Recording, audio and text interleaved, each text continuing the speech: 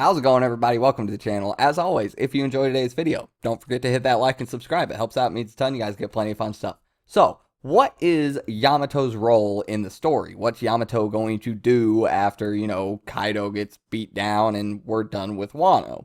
I do think Yamato is going to set sail with the Straw Hats.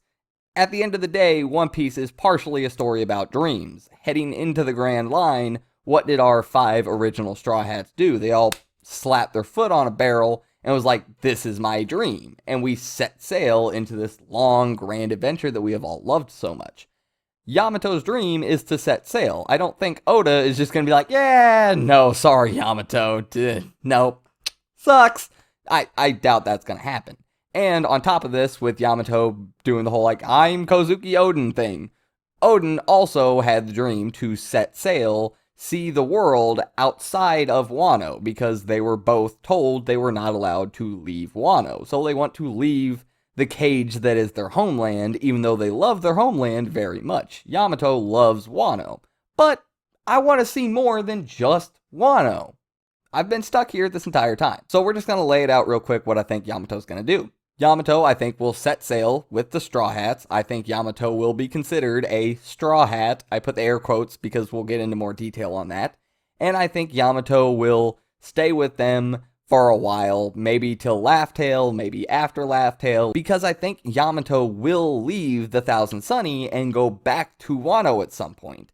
I don't think Yamato is going to stay a full-time, all-day, every-day, 24/7, 365 Straw Hat on the Thousand Sunny. I think Yamato will travel with them, be a Straw Hat in name, but then go back to Wano to be, Wano's guardian deity. Kind of what Yamato is, with the whole Makami fruit and, trying to guard it against Kaido in this big pivotal battle and all of this stuff. And yeah, gonna go back to Wano, be the guardian deity. I like this for one reason because, it kind of parallels Vivi from earlier in the story. Travel with the crew, become a Straw Hat, but eventually go back to your homeland at the end of the day, but still remain an honorary Straw Hat. Vivi is a Straw Hat at the end of the day, 100%. In the Viva cards, she is listed as a Straw Hat. Same as the Mary, same as the Thousand Sunny.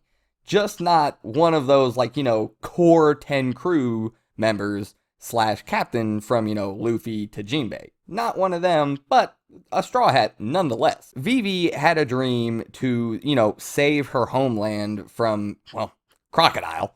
But to do that, Vivi had to set sail out to the sea. Yamato has a dream to set sail on the sea and see more of the world, but to do that, Yamato has to save their homeland from Kaido. Yeah, so set out to sea to save the homeland to set out to sea. It's kind of just flip-flop there. And they both become a Straw Hat, but both return home. Same on that front. So yeah, I kind of like that. I should also bring up the fact that Emperor's Wave, a fellow YouTuber, link to the video will be down in the description below, go check that out. He made a video talking about Yamato maybe not being a Straw Hat, all this kind of stuff. It was a very well done video and I very much enjoyed it. I very much enjoyed all his videos, so go check out his channel. Anyway, one thing he kind of brought up in that was Oden leaving Wano to fulfill his dreams and see the outside world didn't necessarily end out the greatest. With Orochi and Kaido eventually being able to take over, and now we, are where we are. We've seen the outcome of all of it. No need to repeat history, right? Wouldn't it be better if Yamato kind of stayed around in Wano, didn't set out to sea right now, kind of just made sure things were okay? Well, my first and main rebuttal to this is things are different from back then. Yamato can leave after Wano is said and done. Momo can stay around, take up the shogunate, and he is a trusted person who can run the shogunate. He is also now a capable fighter in his own right, not at the same level as Yamato or Luffy or Kaido or Oden or any of them. No, but a capable fighter. And more importantly than that, a very, very trusted person to keep the country in good hands. Oden didn't have that. Sukiyaki, I think it was, or whoever it was not in good health, so somebody else was going to have to take up the shogunate. That was supposed to be Oden. Oden didn't have a Momo to be like, alright, I'm going to go make sure the country stays in good hands. Yamato having a Momo is even more than that, because this is like, alright Momo, take your rightful place as the shogun. I will be back to become your guardian deity. Until then, keep this Viver card on you. I will know if something's wrong. Keep the country in good hands. That is much more likely to end well than when Odin left, because Odin just left. Nobody was taking up the shogunate in his place or anything like that.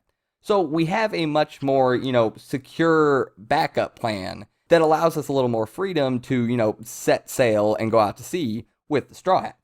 So, on top of this, Odin was not able to set out to sea, see his dream come true, and still protect Wano and be the shogun at the end of the day. No matter how powerful he was, no matter how great of a man he was, no matter how charismatic he could not do both of these things. Yamato and Momo have similar viewpoints and dreams as Odin. They are two different people. Neither one of them can truly measure up to Odin on their own. Not in every statistical category that makes up a person. Not in every shape and form of Odin's personality, of his will. They can't match up to him 1-to-1. But, with there being two of them, we can now fulfill all of those things that Odin wanted to do. We can set out to sea. Momo has already seen the outside world. Yamato can now get to. We can open up the borders of Wano like Odin wanted to. We can sit at the shogunate. Momo will, like Odin wanted to after he had returned. We can help Wano prosper like Odin wanted to. We can't stack up to him 1v1, 1-to-1. But with Yamato and Momo together, they can complete all of the things that Odin didn't get a chance to or never could. That is why I think it is very likely that Yamato will follow the path that I have set out. Go to sea with the Straw Hats, become an honorary Straw Hat, sail with them for a while, but eventually go back to Wano, become the guardian deity, watch the land prosper under Momo's shogunate, and all of this stuff. I think it's a really nice story for Yamato at the end of the day. Like I said, not only with the stuff with Vivi and paralleling her, but being able to accomplish your dreams and still keep your country safe, with the help of your trusted shogun in Momo. One more thing I want to add on top of this, and it relates more to Yamato's role in One Piece in general, not necessarily the whole Straw Hat stuff, but when you look at Odin and Kaido and Momo and Yamato, and this is just where I kind of feel like Oda is taking it, something that Oda's kind of trying to tell, kind of their story, I guess, sort of in a way, but Odin and Kaido were obviously adversaries, but both of their children have traits from both of the fathers. Momo has Kaido's dragon form, the same fruit as him, all of this stuff, but he also resembles Odin, we know, in his adult form, and is, Odin's actual child. Yamato, Kaido's, actual child, but is always sitting here spouting about, I am Kozuki Odin, he was such a great person, I want to do the things that he wanted to do. Yamato also has the same kind of dreams as Odin, wants to go out to sea like he did, wants to open the borders, all of this kind of stuff. So with both children having traits of both father, Kaido beat Odin back in the day. However it happened, does not matter. At the end of the day, Kaido won. Or did he? Yes, he did beat Odin, but Kaido being this terrible, awful person, this father who would beat and starve his child and all of this other stuff, Odin being this great, charismatic person, everybody was just drawn to him. It was hard to not love him. At the end of the day, that won out. How Odin imprinted himself on others around him, that won out at the end of the day. Obviously, this is if we win in Wano and do all this stuff, which I think is just, it's a One Piece arc. We're gonna save the day. We're gonna win the day. Wano is gonna open its borders. Momo will be the shogunate. Kaido and Orochi will be out of Wano. That's just how it's gonna happen. But anyway, after that happens, both children who, while having traits of both father, both went to Odin's side. Both followed Odin's lead.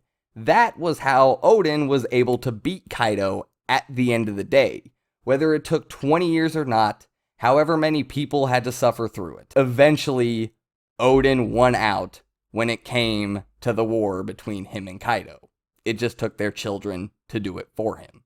But that's part of inheriting somebody's will. So this is pretty much all I have for Yamato and their role in One Piece and the things they stand for and what'll happen with them and the story I kind of think Oda is trying to tell with them. I really like all of these ideas. I really hope Oda kind of goes this route with it. I think all of these things kind of touch on and grab to other things and parallel other things in very One Piece ways. If all of this happened, I feel like it would fit very well in the story at large. I'm not thinking of these things and coming up with these ideas and liking them because, oh, I like this character, so I would like them to be able to do this thing. It feels like it fits in the story when you look at all of these different aspects of how I've laid it out. So, I really enjoy it. I hope you guys really enjoy it. Let me know your thoughts down in the comments below. I hit my ring on the table. If you guys do enjoy, leave a like and subscribe, maybe, if you haven't yet. But yeah, I'll see you guys next time. I'm out.